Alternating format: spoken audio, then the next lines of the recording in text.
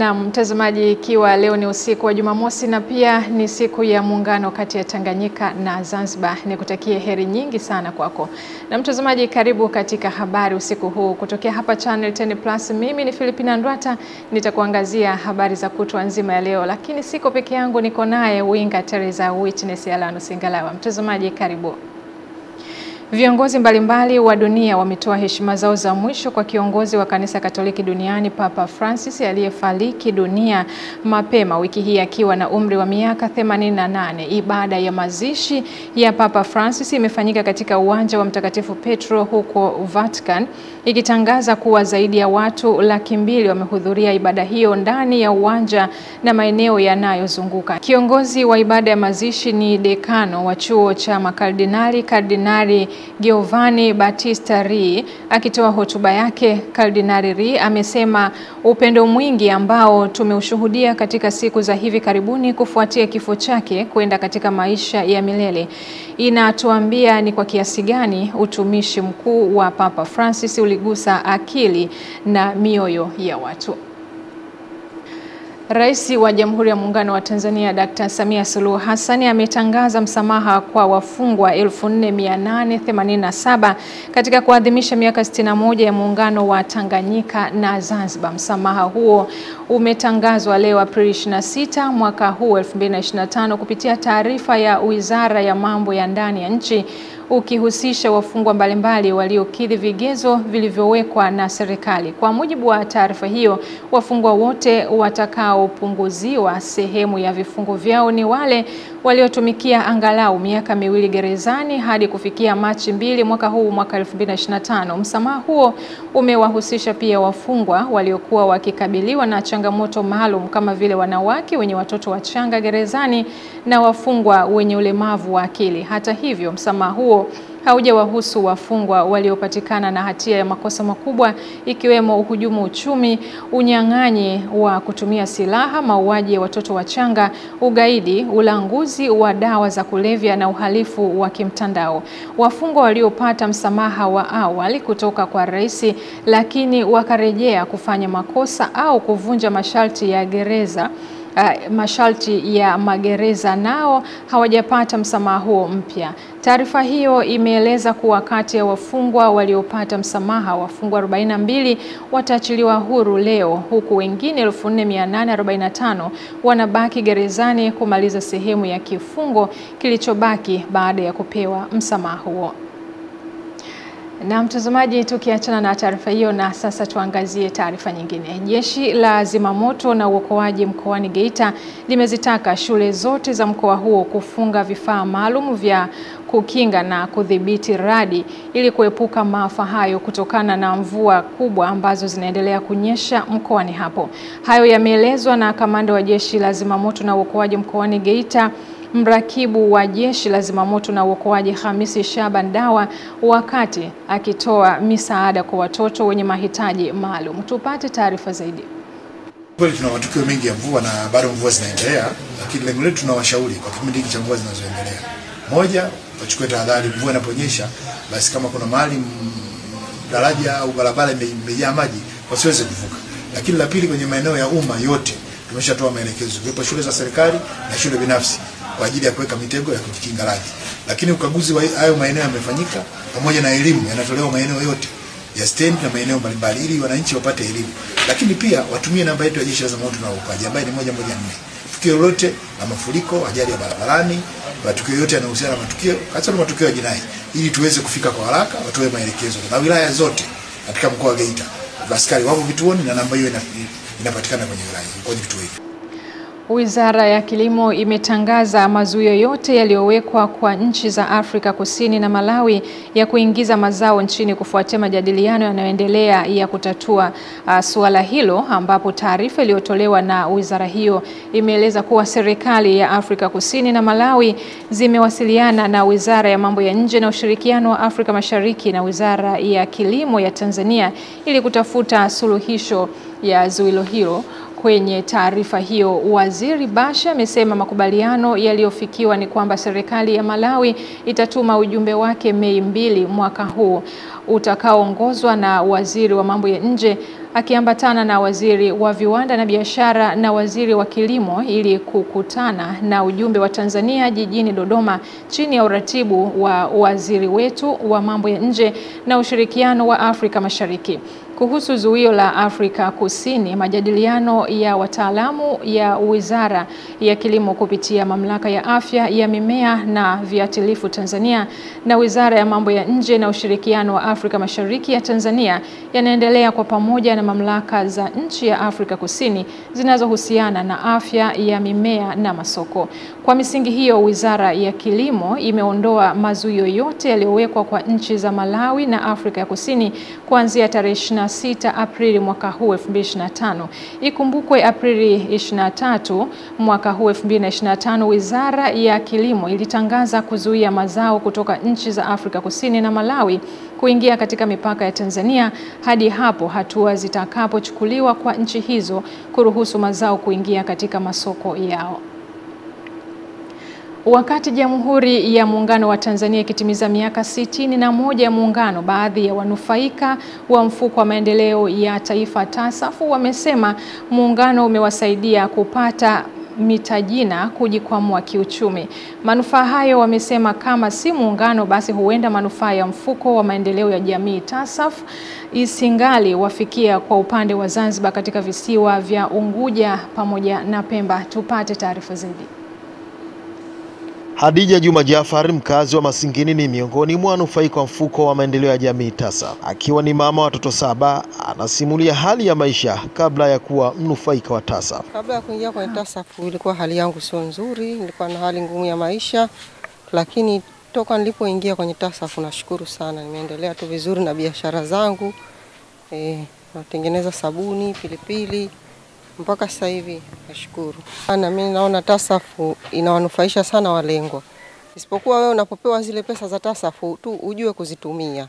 Tunashukuru sana, wanatusaidia sana.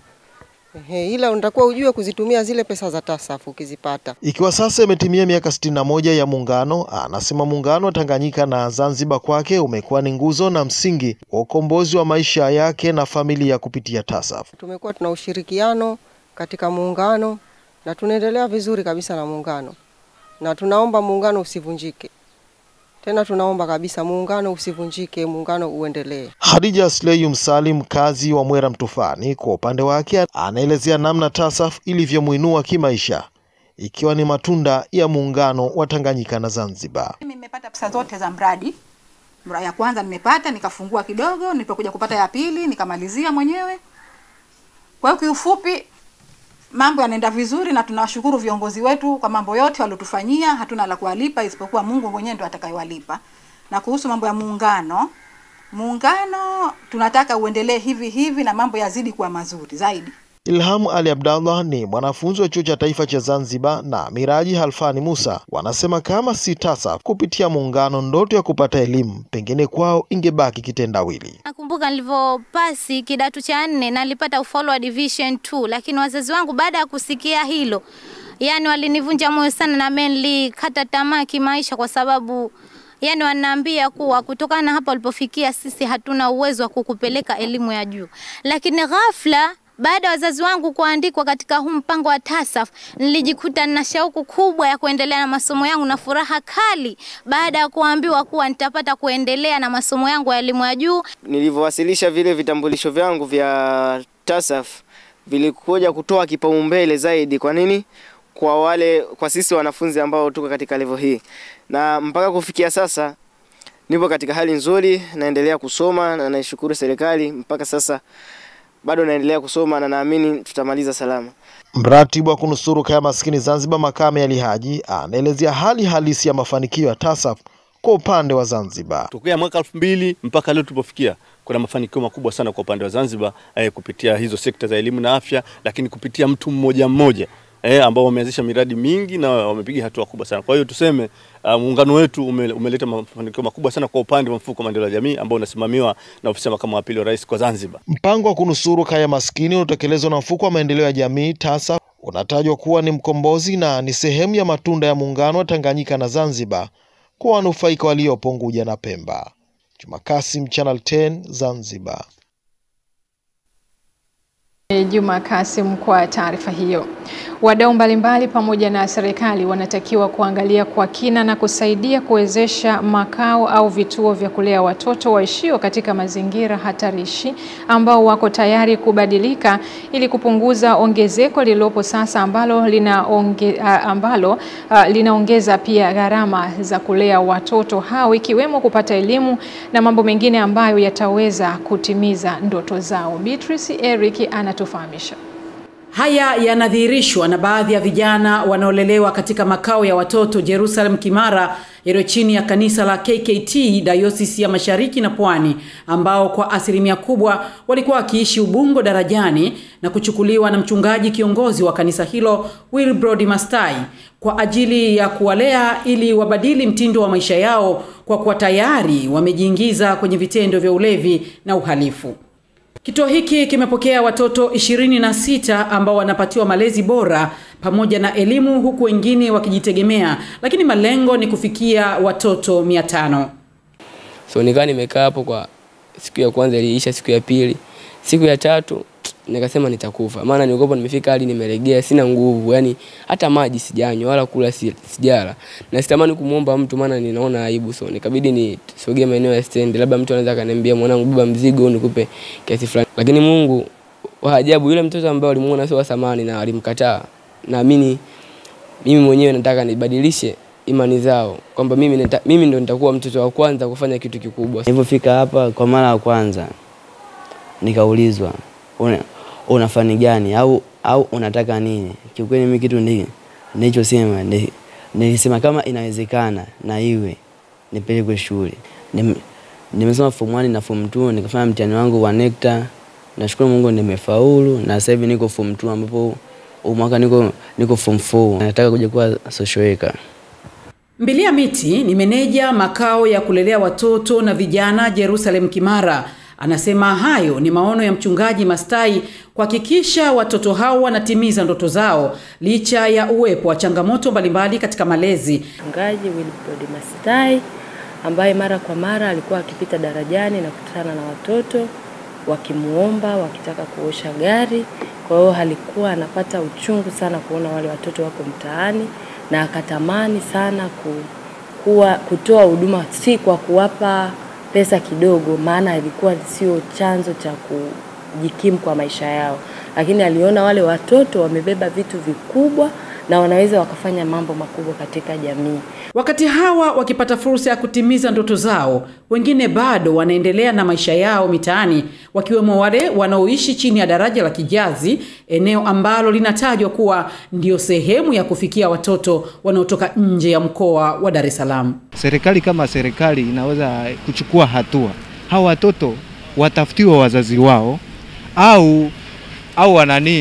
au serikali kama serikali iwakusanya hao watoto, iwape malezi mazuri, kwa mfano elimu, ujuzi na vitu vingine. Mtazamaji, umesikia sababu mbalimbali ambazo zimewafanya watoto hawa kukimbilia mtaani, ikiwemo magomvi ya wazazi, lakini pia zile ndoto za mtoto zinaposhindwa kutimizwa na mzazi, basi huzitafuta kwa njia mbadala. Nikiripoti kutoka Kimara jijini Dar es Salaam, Beatrice Eric, Channel. Naam, shukrani Beatrice Eric kwa taarifa hiyo. Na mtazamaji, unaendelea kufuatilia habari kutokea hapa Channel 10+. Mimi ni Philipina Ndwata.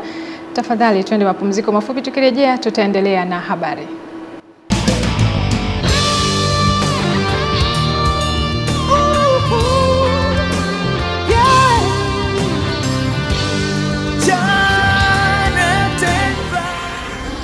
Channel 10+.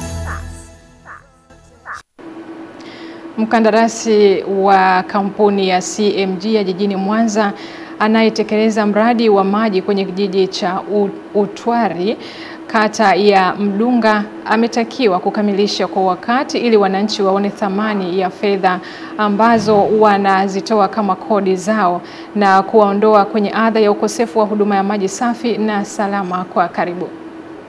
Huu unatekelezwa kwa malengo ya kuhudumia wananchi 5827 wa kijiji cha Utware na vijiji vingine ndani ya kata ya Madunga wilaya Babati ambao wamekuwa kwenye uhitaji mkubwa wa maji kwa karibu.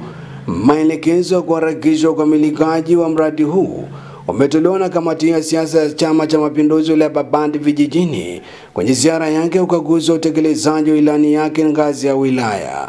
Wananchi wetu watapata huduma ya maji baada ya muda sio mrefu, maana mwezi wa 6 sio mbali, na kipaumbele ni kijiji hiki cha Utware. Na baada ya pale mradi utatanguliwa kwenye kata zile mbili kama ambavyo nimesema, kata hii ya Madunga pamoja na Gameyo. Kwa hiyo mimi nafikiri kwamba mradi huu ni mradi mzuri na hitaji kwa watu wetu, na tunaamini kwamba uko mbele ya safari. Mradi huu nafikiri ndio mradi ambao unategemea kwamba utasambaa kwa kata zote 6 za ukanda huu wa juu. Mradi wa maji Madunga Utware ni miongoni mwa miradi ambayo inaendelea kutekelezwa na RUWASA wilaya Babati ili kuweza kutatua changamoto ya maji iliyoko katika kijiji cha Utware pamoja na kata ya Madunga, lakini pia pamoja na kata ya Gameyo. Kata hizi mbili zina jumla ya vijiji 6 ambavyo tunategemea kwamba tutaweza kunufaika kutokana na mradi huu. Baadhi ya wanufaika wa mradi huu wanaeleza matarajio yao huku wakionyesha nyuso za shukrani kwa serikali kwa utekelezaji wa mradi huu. Ni kweli kama injinia vinavyosema, kwa sababu huko kwenye kijiji cha Utware, kitongoji cha Tango hasa, yani maji ambayo tunayatumia ni maji ambayo yuko kwenye mabwawa. Mimi nashukuru serikali ya Mama Samia kwa sababu hii MDP ambazo zimetolewa kwenye vituo vya vitongoji, sasa maji iko karibu sana. Ni kweli changamoto ya maji huwa inapata kina mama, yani kwa hii miradi ilipojitokeza sasa hata wataweza kupanda mboga. Sasa ile usumbufu ya kutafuta mboga huko sehemu ya mbugani huko mbali sasa ilishapungua. Kamati hii ya siasa imekagua pia miradi ya sekta ya elimu, barabara kwenye vijiji vya Ngorongoro, Gameyo na Utware, pamoja na sekta ya afya kwenye kituo cha afya cha Galapo kinachoendelea na ujenzi. Kutoka wilaya Babati mkoani Manyara, mimi ni Elia Kimani. Mawaziri wa ulinzi wa mambo ya nje kutoka nchi zinazochangia wanajeshi katika kikosi cha kulinda amani cha Umoja wa Afrika AU nchini Somalia wametoa wito wa kuchukua hatua za haraka, wakionya kwamba usalama wa Somalia unadorora huku kundi la wanamgambo wa Al-Shabaab likizidi kuimarika. Tupate undani wa taarifa hii. Mawaziri hao kutoka Djibouti, Ethiopia, Kenya na Uganda pamoja na wale kutoka Somalia walikutana Kampala, mji mkuu wa Uganda, siku ya Alhamisi. Pia walijumuika na wajumbe wa Misri. Jacob Obothi, waziri wa ulinzi na mkongwe wa Uganda, alisisitiza haja ya kukabiliana na tishio linaloongezeka linaloletwa na Al-Shabaab na kuimarisha juhudi zinazoendelea za kuleta utulivu nchini Somalia. Alitoa wito wa kuongezwa kwa wanajeshi, kuonya kwamba hatari ya kupoteza mafanikio ya kazi iliyopatikana kwa bidii inawezekana ikiwa hakuna hatua itachukuliwa, kulingana na taarifa kutoka kwa ofisi yake. Ahmed Mwalim Fik, waziri wa mambo ya nje na ushirikiano wa kimataifa wa Somalia, alitoa wito wa kuimarishwa kwa haraka kwa vikosi vya kukabiliana na hali ya haraka na mashambulizi ya sekta mbalimbali ili kurejesha maeneo ambayo Al-Shabaab walipoteza hivi karibuni. Alisema kuwa amani nchini Somalia inaaminisha utulivu kwa pembe nzima ya Afrika. Mnamo Mei 2019, Baraza la Usalama la Umoja wa Mataifa lilipitisha azimio la kuidhinisha kupunguzwa kwa wanajeshi huku vikosi vya Somalia vikichukua usalama wa nchi yao. Uganda ilipunguza vikosi vyake huku Burundi ikiwaondoa wanajeshi wake kutoka katika nchi hiyo yenye matatizo. Huku hali ya usalama nchini Somalia ikizidi kuwa mbaya, Uganda ilitangaza mipango mapema mwaka huu ya kupeleka wanajeshi zaidi nchini humo. Misri pia imeonyesha nia ya kutuma wanajeshi wake nchini Somalia. Esther Mtebe, Channel 10+. Katibu mkuu wa Chama cha Mapinduzi Balozi Dr. Emmanuel John Nchimbi amewataka Watanzania kudumisha amani wakati huu tunapoelekea katika uchaguzi na kukumbushana kwa wale ambao wanajisahau katika kudumisha utulivu na amani ya nchi ya Tanzania. Tupate taarifa zaidi. Akiendelea na ziara yake mkoani Mara, wakati akiongea na wananchi wa eneo la Nyamongo, halmashauri ya Tarime, waliokusanyika barabarani, katibu mkuu wa CCM Balozi Dr. Emmanuel John Nchimbi amesema jukumu la kulinda amani ni la kila Mtanzania na tuendelee kulinda mahusiano yetu. Lakini kwa msisitizo wa pekee, naomba Wananyamongo mshirikiane na Watanzania wote kuhakikisha kwamba amani yetu inaendelezwa. Muhakikishe kwamba utulivu unaendelezwa. Muhakikishe kwamba Watanzania tunaendelea kuwa kitu kimoja. Tusiruhusu dalili zozote za fujo, vurugu ama na magomvi kutokana na uchaguzi. Tukumbushane kwamba tunaweza tukatofautiana kisiasa, lakini haifanyi tuwe maadui. Tunaweza tukapishana mitazamo, lakini haifanyi tuwe maadui. Tuendelee kujenga mahusiano yetu kama Wananyamongo, lakini pia kama Watanzania. Katika hatua nyingine, katibu mkuu wa Chama cha Mapinduzi Balozi Dr. Emmanuel John Nchimbi amekagua mradi wa maji wa Tarime Rorya ambao utawanufaisha zaidi ya watu 720,000 kutoka vijiji 37. Kwa nafasi hii nitoe wito tu kwa serikali, maelekezo rasmi kabisa kwa waziri wa maji kwamba atoe kipaumbele cha pekee kwa mradi huu kuhakikisha unakamilika kwa wakati. Kila certificate itakayokamilika ishughulikiwe.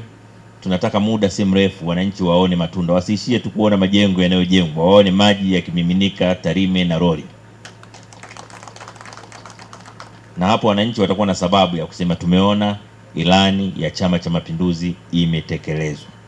Mradi huu unahusisha ujenzi wa chanzo cha maji chenye uwezo wa kuchukua maji ghafi lita milioni 29 kwa siku, ujenzi wa chujio la maji lenye uwezo wa kutoa maji safi yaliyochujwa lita milioni 28 kwa siku, ujenzi wa mtandao wa bomba wenye jumla ya kilomita 110, ujenzi wa kituo cha kusukuma maji Gamasara na ujenzi wa matanki matatu yenye lita milioni 10. Utekelezaji wa mradi huu utagharimu jumla ya shilingi za Kitanzania bilioni 138.398. Nikiripoti kutoka mkoani Mara, ni Jimmy Mengere wa Channel.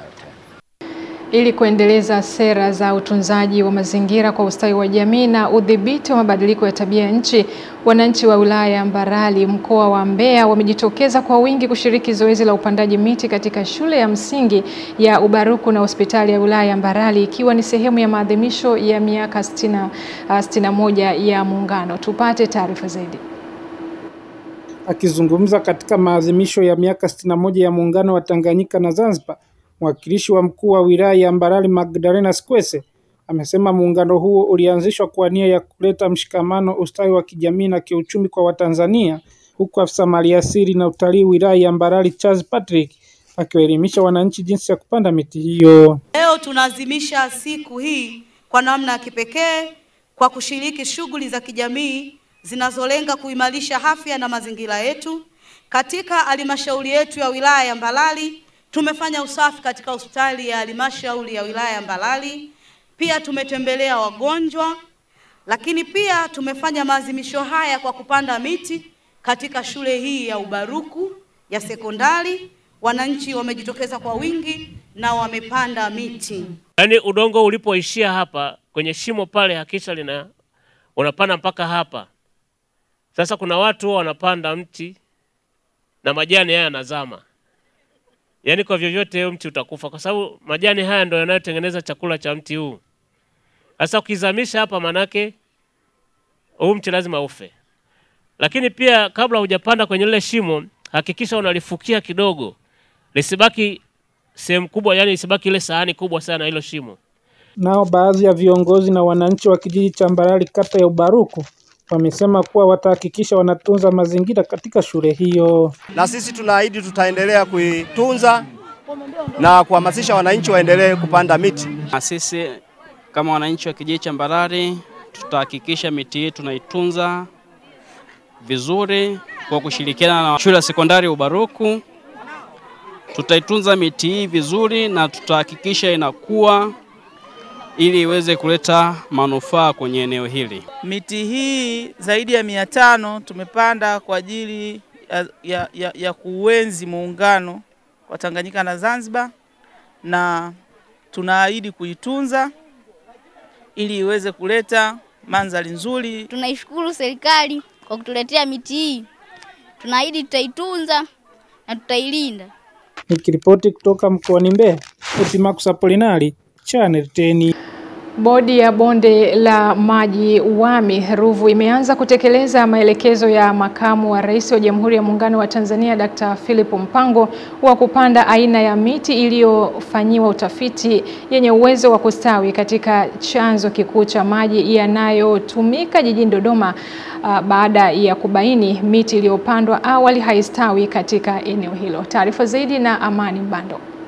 Miaka mitatu iliyopita mnamo Januari 5, 2022, makamu wa rais Mheshimiwa Dr. Philip Mpango alitembelea chanzo cha maji Mzakwe ambacho kipo chini ya usimamizi wa bodi ya bonde la maji Wami Ruvu na kuelekeza taasisi ya utafiti wa misitu Tanzania TAFORI pamoja na wakala wa misitu TFS kufanya utafiti ili kubaini sababu za miti inayopandwa katika eneo hilo kutostawi.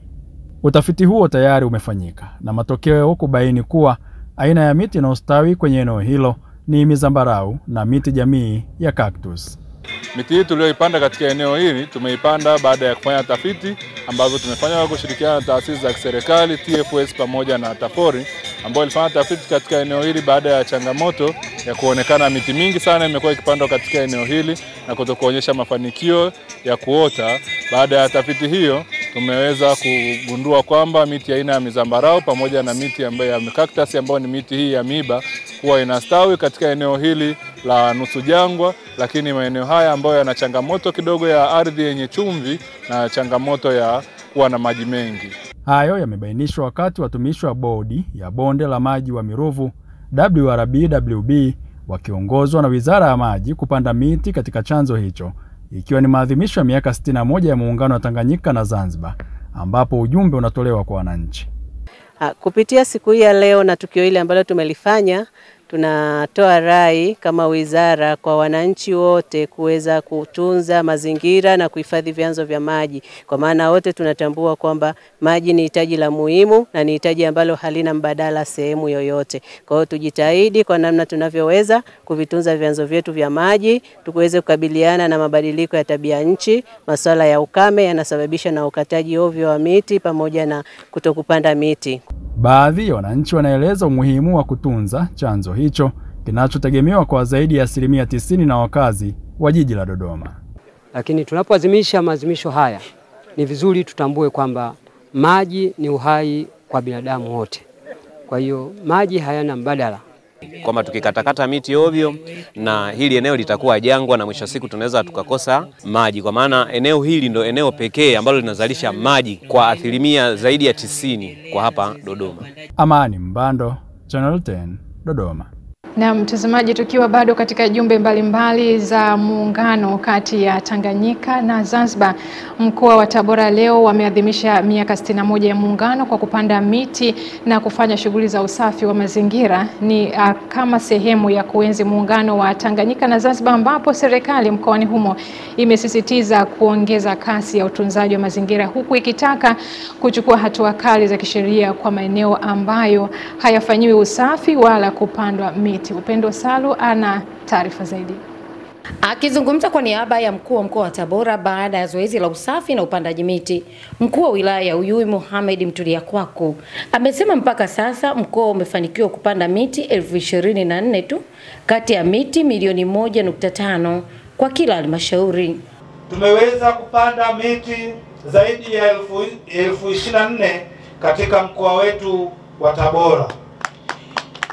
Pia nipende kutoa shukrani tena kwa wenzetu wa TFS kwa kuwezesha shughuli hii, na sisitiza kuimarisha usafi wa mazingira kwa kuzingatia ratiba ya ufanyaji wa usafi kila Jumamosi ya mwisho wa mwezi katika maeneo yetu, na ikibainika sehemu ambapo usafi haufanyiki au watu hawashiriki, basi hatua zichukuliwe dhidi yao. Aidha, wadau mbalimbali wakiwemo viongozi wa dini nao wameshiriki katika maadhimisho haya, huku ujumbe mahususi wakisisitiza kulinda amani ya nchi. Ilinde nchi yetu kwa wivu mkubwa na tuhakikishe kwamba hamna jambo lolote litakalotuingiza kwenye migogoro, maana tunatamani kuendelea kuishi kwa amani na utulivu, lakini pia ile sifa ambayo baba wa taifa ametuachia.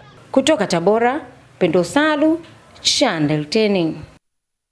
Na mtazamaji ni mwanahabari wetu Yopendo Salo, na basi anatoa wasaa wa kuelekea kwenye mapumziko mafupi, na mtazamaji, tukirejea tutaendelea na habari. Hii ni Channel 10 Plus habari.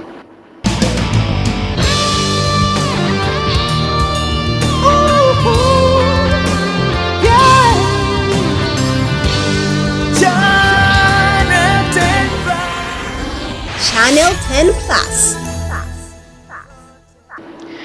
Chama cha walimu Tanzania CWT mkoa wa Lindi kimetakiwa kuacha tabia ya kuwasilisha matatizo yao kwa njia isiyo rasmi ya malalamiko, na badala yake wanatakiwa kujenga hoja na kuandaa mpango kazi wa suluhisho la matatizo yao ambayo yatapelekwa katika mamlaka husika ili kupata ufumbuzi wa kudumu. Hayo yamesemwa na mkuu wa wilaya ya Lindi Mheshimiwa Victoria Mwanziva alipokuwa akimwakilisha mkuu wa mkoa wa Lindi Mheshimiwa Zainab Telak katika mkutano mkuu wa uchaguzi wa chama cha walimu CWT mkoa uliofanyika katika manispaa ya Lindi.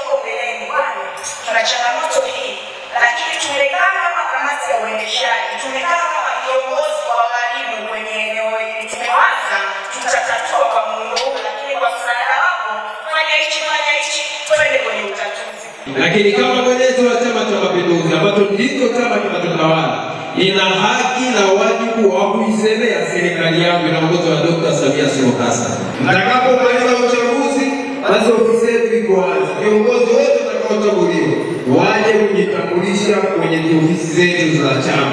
Na kama alivyosema Mheshimiwa DC, kiongozi lazima uwe na paprika, uwe na heka unaonekana. Uombe kweli.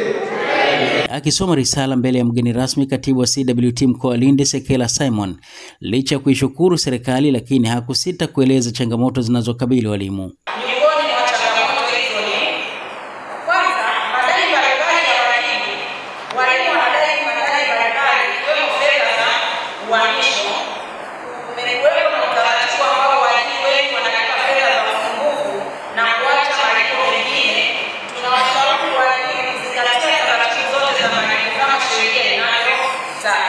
Kisha mkutano huo kaingia katika ajenda ya uchaguzi, na hapa mwalimu Halima Liveta anatangazwa kuwa mwenyekiti wa CWT mkoa wa Lindi akitetea nafasi yake kwa kipindi kingine cha miaka 5.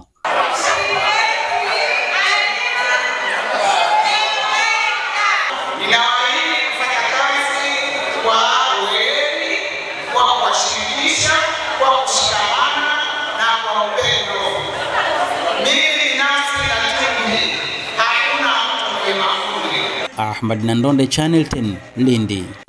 Kampuni ya tumbaku Premium Active Tanzania imetoa msaada wa pikipiki moja aina ya Channel CC 250 yenye namba ya usajili MC 461 EUN ikiwa na thamani ya zaidi ya shilingi milioni 4 katika kituo cha polisi Mishamo wilaya ya Tanganyika mkoani Katavi, ikiwa na lengo la kusaidia kuzuia uhalifu na utoroshwaji wa zao la tumbaku. Tupate taarifa zaidi. Aikabidhi msaada huu wa pikipiki moja kwa jeshi la polisi, Yusufu Maundi, meneja mahusiano na usimamizi kampuni ya tumbaku Premium Active Tanzania, amesema kuwa wameamua kutoa msaada huo kwa lengo la kudumisha mashirikiano. Leo tumekuja hapa kukabidhi pikipiki kama mnavyoiona hapa kwa ajili ya wao kuweza kutumia, na kuchukua pikipiki tofauti na za mabwana shamba wetu na watumishi wetu wengine ili iwe tofauti, na hata uwezo wake pia ni mkubwa kulinganisha na pikipiki zingine. Mkuu wa kituo cha polisi Mishamo, Ando Msesemi, akitoa shukrani zake za dhati kwa niaba ya jeshi la polisi, amesema kuwa wanaishukuru kampuni hiyo kwa kuwasaidia usafiri huo. Mimi kama mkuu wa kituo cha polisi Mishamo, kwa niaba ya kamanda wa polisi mkoa wa Katavi, ili iweze kutusaidia katika kituo cha polisi Mishamo katika kupambana na uhalifu, kwa sababu hii itatusaidia kwenye doria zetu tunazozifanya za kila siku kuweza kutoka kijiji kingine na kwenda kijiji kingine, kwa sababu kutoka kijiji kimoja kwenda kingine ni miles. Kwa tunapokuwa na usafiri kama huu, jeshi la polisi linatusaidia sana, hasa katika kupambana na uhalifu na uhalifu. Naye mwakilishi wa mkuu wa makazi ya Mishamo Jimmy Moredi ameeleza kuwa wao kama ofisi ya mkuu wa makazi wameipongeza kampuni hiyo ya tumbaku ya Premium. Tunashukuru sana wadau wetu Premium Maxim Tanzania kwamba wamekuja wanarudisha fadhila katika hasa taasisi na jamii kwa kuweza kuona umuhimu hasa wa kutuletea chombo hiki cha moto, maana ilikuwa changamoto hasa katika kituo chetu cha polisi cha Mishamo. Ilikuwa na usafiri, lakini kupatikana kwa pikipiki hiyo itakuwa imewasaidia katika swala zima la kuimarisha ulinzi na usalama katika kambi ya wakimbizi ya Mishamo. Nikiripoti kutoka hapa mkoani Katavi, naitwa Pasco Emmanuel Katona. Makundi ya wanawake, vijana, wazee na wenye ulemavu yameanza kuonyesha matokeo chanya baada ya makundi hayo kuanzisha miradi ya ujasiriamali na kuwasaidia kujipatia kipato ambacho kinawasaidia kujikimu katika maisha. Henry Kavirondo ametuandalia taarifa hii. Mafanikio hayo yanatokana na nguvu ya 10% ya mikopo inayotolewa na halmashauri mbalimbali nchini. Wilaya ya Magu mkoani Mwanza ikiwa ni miongoni mwa halmashauri zilizotekeleza mpango huo unayoyapa fursa hadhimu makundi hayo kuishukuru serikali. Tumeweza kunufaika kwa vitu mbalimbali, maana mama ametuwezesha, tumepata mkopo wa milioni 15, tumeweza kupanua mradi wetu, tumepata mashine za kisasa. Pia kikundi chetu tunatengeneza bidhaa aina mbalimbali, suti za kiume na za kike, nguo za shule. Tulikuwa hatuna imani ya kwamba sisi pia tunaweza tukakopeshwa na serikali, lakini kwa niaba ya mwakilishi aliyefika hapa ametuthibitishia kwamba inawezekana kama tukikilia masharti na vigezo tunaweza kupata mikopo pia kutoka serikali. Salamu za wajasiriamali hao zinawasilishwa katika kongamano la uwezeshaji wananchi kiuchumi kata ya Bujashi lililoandaliwa na idara ya maendeleo ya jamii wilaya ya Magu chini ya uratibu wa afisa maendeleo ya jamii wa kata hiyo Gladi Kefas kuyapata makundi hayo. Wajasiriamali wote pamoja na wanavikundi na hata viongozi wa kata hii kuendelea tu kuwasaidia hao wajasiriamali na vile vile wataalamu waliopo kwenye kata, wataalamu wa ugani waendelee kuwasaidia wakulima, wafugaji, wajasiriamali wanaofanya shughuli za mamalishe, bodaboda. Wanakikundi wamejisajili mpaka sasa hivi na vikundi zaidi ya 45 ambavyo tayari vimejisajili na vinatambulika serikalini, lakini kuna vikundi vingine bado havijajisajili. Kupitia kongamano hili la uwezeshaji wananchi kiuchumi, vile vikundi ambavyo havijajisajili na vyenyewe vitapata hamasa na kuona ni umuhimu kusajili vikundi vyao. Kongamano hili ni la 4 tangu idara ya maendeleo ya jamii wilaya ya Magu ilipoanza kuyakutanisha makundi hayo ya wajasiriamali kwa lengo la kubadilishana uzoefu na kupeana mbinu za kibiashara kutoka mjasiriamali mmoja hadi mwingine ndani ya wilaya hiyo. Henry Kavirondo, Channel 10, Mwanza. Shukrani Henry Kavirondo kutokea huko jijini Mwanza. Na mtazamaji, basi kwa taarifa hiyo inatoa wasaa wa habari za michezo na burudani. Hivi punde utakuwa naye Winga Teresa. Witness Alanu Singalawa atakujuza mengi zaidi katika upande huo.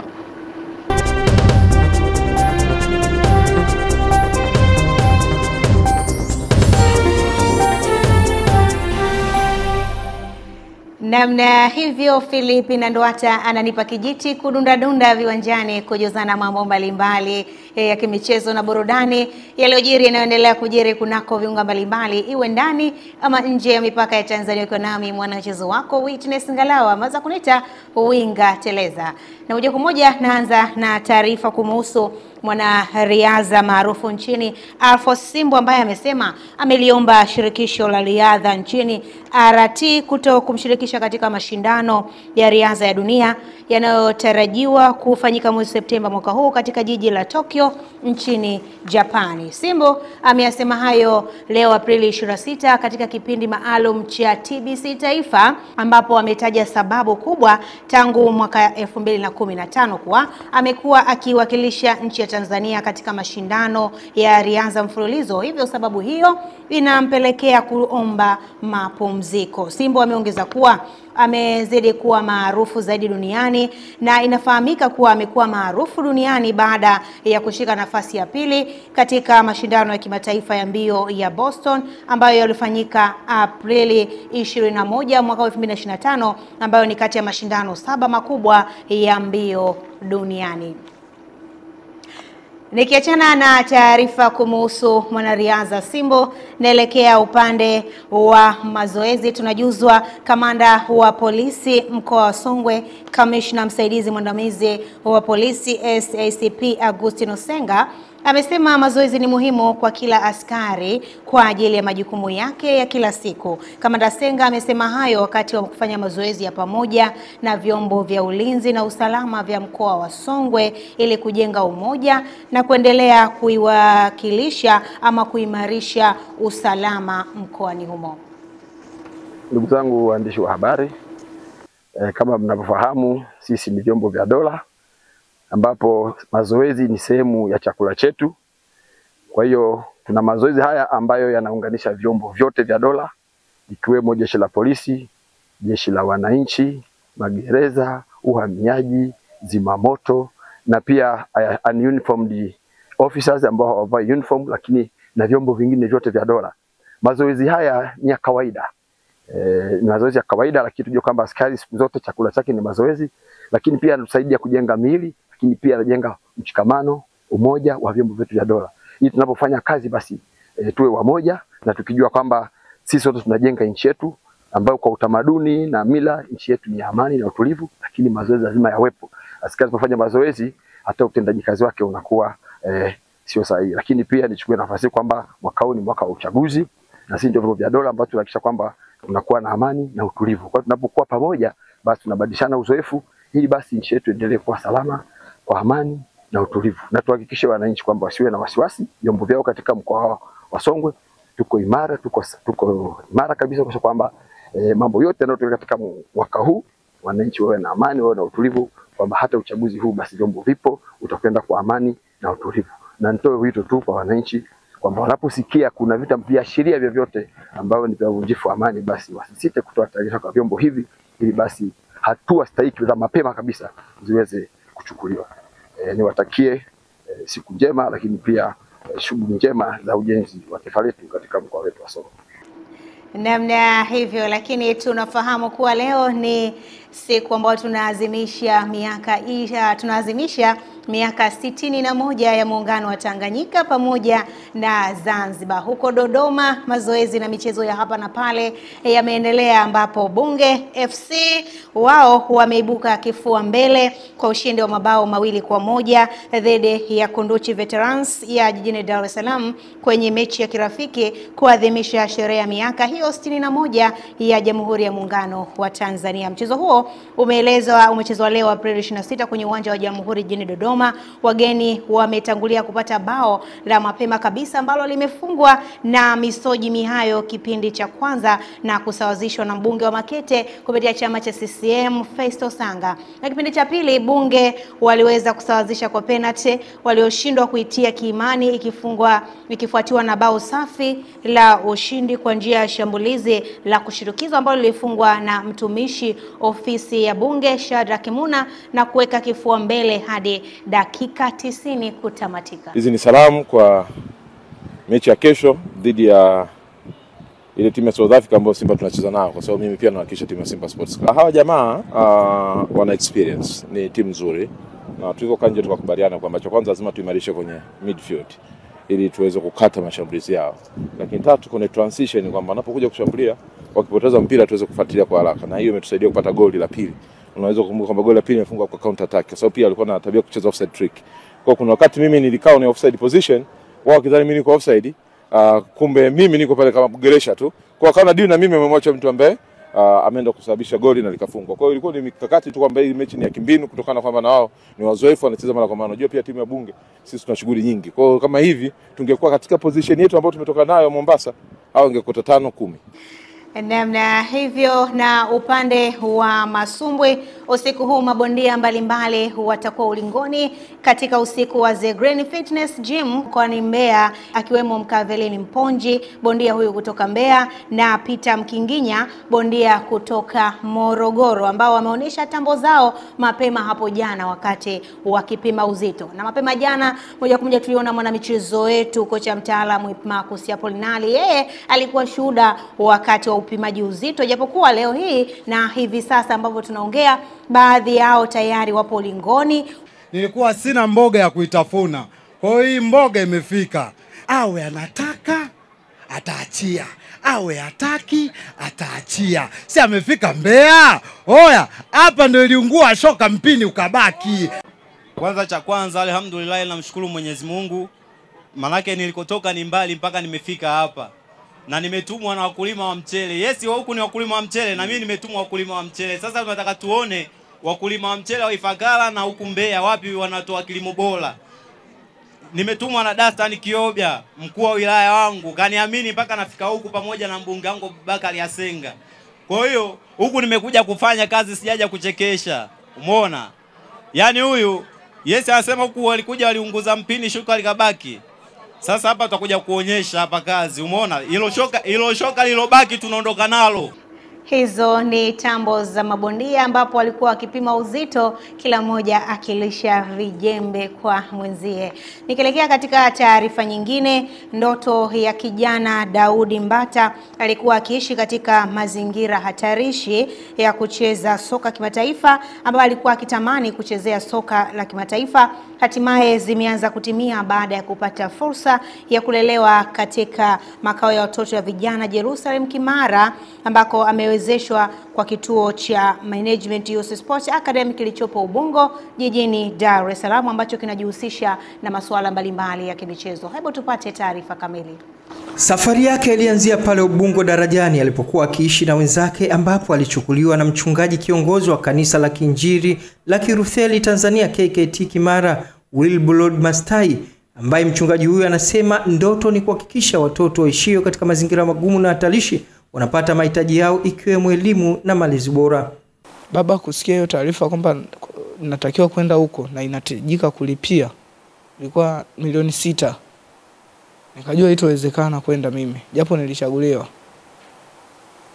Nilishangaa maajabu ya kuwa mchungaji alinilipia, kwamba aliruhusu mimi niende kipindi hicho. Mimi sina cheti cha kuzaliwa, sina visa, sina passport. Ilitafutwa, nikafanikiwa kweli kupatikana kila kitu. Mwanasoka huyo Daudi amepata fursa ya kushiriki mashindano mbalimbali akitokea kituo cha Magnet Youth Sports Academy, ikiwemo Gotia Cup mwaka jana yaliyofanyika Sweden, na timu yake kufanikiwa kutinga nusu finali ya kwanza. Ambao hakuna mtu ameshaifanya hivyo kwenye mkoa wangu wote.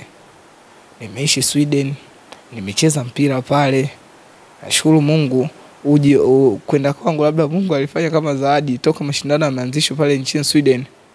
Mimi ndo sisi timu yetu ndo ya kwanza kufika nusu finali ya hilo kombe la Gothia Cup. Nakumbuka tulianza kituo cha kwanza, nimekanyaga Uturuki, Istanbul nimekanyaga, nimetoka Istanbul nimekanyaga Copenhagen. Kufuatia malezi aliyopata nyota huyo mwenye umri wa miaka 19, sasa ni mmoja wa vijana wanaoaminiwa katika kanisa la KKKT Kimara Korogwe, akihudumu kwenye kitengo cha habari. Kwa kijana mwema, kijana anayeaminika, kijana anayeheshimika, ninatumika kanisa, niko kwenye kitengo cha media. Kama hapo nilivyoona huyu nimefurahi sana kwa sababu ndo kitengo changu kanisani.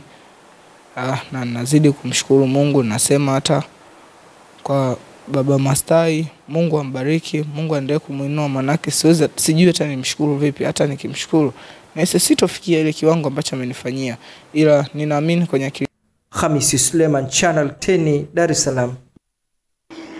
Shukrani Khamis Suleiman kwa taarifa hiyo, na taarifa hiyo ndiyo ambayo inanipeleka upande wa burudani. Na burudani moja kwa moja leo tunazungumzia zile ambazo zinabamba katika mitandao mbalimbali ya kijamii, na hii mtandaoni inamhusu panya Ronini ambaye amevunja rekodi ya dunia kwa kutafuta mabomu ardhini huko nchini Cambodia kwa kunasa zaidi ya mabomu 100 na vilipuzi ambavyo vilikuwa bado havijalipuka. Taarifa zinasema kuwa panya Ronini ambaye ni mkubwa kabisa kutoka nchini Tanzania amefanikisha kupatikana kwa mabomu yaliyofukiwa ardhini 109 na silaha nyingine nzito 15 za vita tangu alipopelekwa nchini humo Agosti mwaka 2021. Shirika la misaada la Apopola huko nchini Ubelgiji nalo limesema Ronini mwenye miaka 5 ameingia kwenye rekodi ya kimataifa ya Guinness kwa kugundua mabomu mengi zaidi na kumpiku panya Magawa ambaye aligundua mabomu 71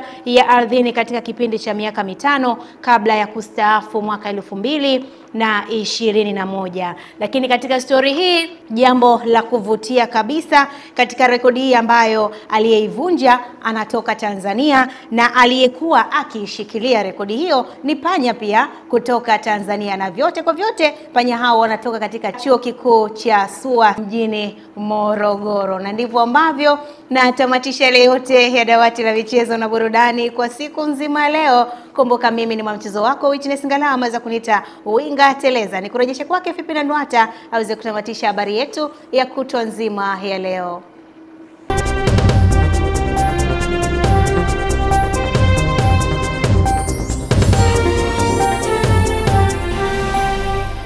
Naam, huyo ni Winga Teresa Witness Elanu Singalawa. Ndivyo ambavyo natamatisha habari hizo za michezo na burudani. Na mtazamaji, nami sina la ziada kutokea hapa Channel 10 Plus. Ulikuwa nami Filipina Ndwata ambaye nilikuangazia habari za kutwa nzima ya leo. Mtazamaji, kuna msemo unaosema hakuna lenye mwanzo likakosa kuwa na mwisho, nami huu ndio mwisho wangu, na nikuache na utabiri wa hali ya hewa kutoka Mamlaka ya Hali ya Hewa Tanzania kwa saa 24 zijazo, na nikutakie usiku mwema. Kwaheri. Na sasa ni wasaa wa utabiri wa hali ya hewa kwa muda wa saa 24 zijazo, tukianzia saa 3 usiku kutoka Mamlaka ya Hali ya Hewa Tanzania. Karibu. Tuanze utabiri kwa kuangazia mifumo ya upepo. Upepo wa bahari unatarajiwa kuvuma kwa kasi ya kilomita 30 kwa saa kwa upande wa pwani ya kaskazini pamoja na pwani ya kusini. Hali ya bahari inatarajiwa kuwa na mawimbi makubwa kiasi. Ziwa Victoria pamoja na Ziwa Nyasa, upepo wa ziwa unatarajiwa kuvuma kwa kasi ya kilomita 30 kwa saa. Hali ya ziwa inatarajiwa kuwa na mawimbi makubwa kiasi. Kwa upande wa Ziwa Tanganyika, upepo wa ziwa unatarajiwa kuvuma kwa kasi ya kilomita 20 kwa saa. Hali ya ziwa inatarajiwa kuwa na mawimbi madogo. Usiku wa leo ni matarajio yetu kuwa mikoa inayozunguka Ziwa Victoria, Kigoma pamoja na Katavi, mikoa inatarajiwa kuwa na hali ya mawingu kiasi, ngurumo za radi katika maeneo machache. Morogoro, Tanga, Dar es Salaam, Pwani, visiwa vya Unguja na Pemba, Lindi pamoja na Mtwara, maeneo yanatarajiwa kuwa na hali ya mawingu kiasi, mvua na ngurumo katika maeneo machache. Arusha, Manyara pamoja na Kilimanjaro, maeneo yanatarajiwa kuwa na hali ya mawingu kiasi, mvua katika maeneo machache. Maeneo yaliyosalia yanatarajiwa kuwa na hali ya mawingu kiasi na makavu kwa ujumla. Na kwa siku ya kesho ni matarajio yetu kuwa mikoa ya Kagera, Geita, Kigoma, Tabora, Katavi, Morogoro, Tanga, Dar es Salaam, Pwani, visiwa vya Unguja na Pemba, Lindi, Ruvuma pamoja na Mtwara, maeneo yanatarajiwa kuwa na hali ya mawingu kiasi, mvua na ngurumo katika maeneo machache na vipindi vya jua. Mwanza, Shinyanga, Simiyu pamoja na Mara, maeneo yanatarajiwa kuwa na hali ya mawingu kiasi, ngurumo za radi katika maeneo machache na vipindi vya jua. Arusha, Manyara pamoja na Kilimanjaro, maeneo yanatarajiwa kuwa na hali ya mawingu kiasi, mvua katika maeneo machache na vipindi vya jua. Maeneo ya nyanda za juu kusini magharibi, maeneo yanatarajiwa kuwa na hali ya mawingu kiasi, mvua nyepesi katika maeneo machache na vipindi vya jua. Singida pamoja na Dodoma, maeneo yanatarajiwa kuwa na hali ya mawingu kiasi na vipindi vya jua. Na mpenzi mtazamaji, mpaka hapa kutoka Mamlaka ya Hali ya Hewa Tanzania hatuna la ziada. Asante na nikutakie usiku mwema.